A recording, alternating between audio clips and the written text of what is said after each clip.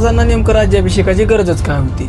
अरे ते राज्याभिषेक आधीही राजे होतेच ना, मग लाखोन खर्च करून देशभरातील विद्वानांना बोलून इतका भव्य सोहळा करण्याची गरजच काय होती? याच उत्तरात दड्ड शिवराज्याभिषेकाचं खरं सत्य. 1645 मध्ये हिंदवी स्वराज्याची मुहूर्तमेढ रोवली गेली, पण 1645 ते 1674 जवळपास 30 वर्ष स्वराज्य संकटाशी लढत होतं.